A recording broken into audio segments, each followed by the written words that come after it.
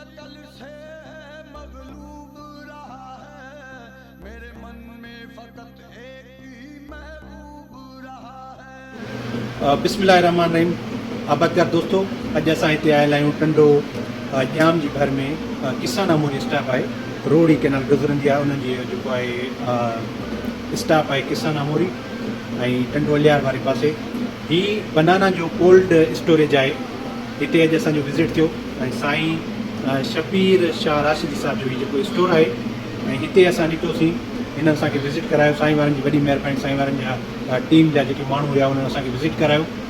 ऐं हिते हिन में छा आहे सेटअप, त हीअ जेको हिन जो अंदरियूं टेम्परेचर आहे इहो टेम्परेचर मेंटेन थियल आहे 12 डिग्री सेंटीग्रेड ते। मतिलबु हिन जो अंदरूं टेम्परेचर 12 डिग्री सेंटीग्रेड खां हेठि मथे न आहे। सॼो ही कंट्रोल्ड सिस्टम आहे। हिननि जो सेटअप जेको आहे, प्लांट जेको लॻल आहे उहो मतिलबु सोलर ते बि आहे, जनरेटर बि आहे ऐं बिजली बि आहे। माना कंहिं बि क़िस्म जे ऑटोमेटिक मतिलबु स्टैंड बाय जनरेटर आहिनि, सोलर जो पैनल आहे, ॾींहं जो सोलर जे पैनल ते हले थो। ॾाढी हिकिड़ी बहितरीनु शइ आहे। हिननि जो कमु छा हूंदो आहे त हीअ असांखे मतिलबु आबादगारनि खे फैसिलिटेट कंदा आहिनि। हिननि वटि हिकिड़ी जॻह ही प्लांट ठहियलु आहे।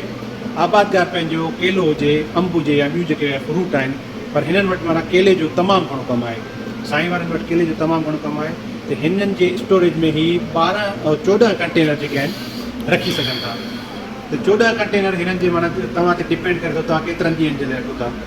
छाकाणि त असांजे बनाने खे टेम्परेचर 12 डिग्री ते रहंदो, उन खां पोइ जेको आहे हिननि जी टीम या हिननि जा लेबर जेके आहिनि उहे असांखे लोड करे ॿुधाईंदा त हाणे तव्हां खणी वञो। मिसाल जेकॾहिं तव्हां महीने जे लाइ रखो था, 15 ॾींहंनि जे लाइ रखो था, 8 ॾींहंनि जे लाइ रखो था, उहो तव्हां ते डिपेंड थो करे। ॾाढो असांखे सेटअप वणियो ऐं ॾाढो हिकिड़ो बहितरीनु निज़ाम आहे।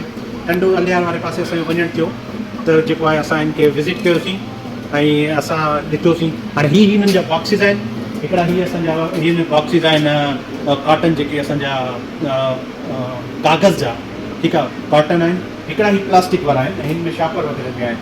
ऐं हीअ माना सेटअप आहे, हीअं माल लॻल आहे। हिन जो मुंहिंजे ख़्याल में तक़रीबन 5-7 कंटेनर जो माल लॻल आहे। बहरहाल आबादगारनि जे लाइ इहा इंफॉर्मेशन हुई ऐं उमेदु आहे तव्हांखे वीडियो पसंदि आई हूंदी। तव्हां सभिनी जी वॾी महिरबानी। Thank you so much.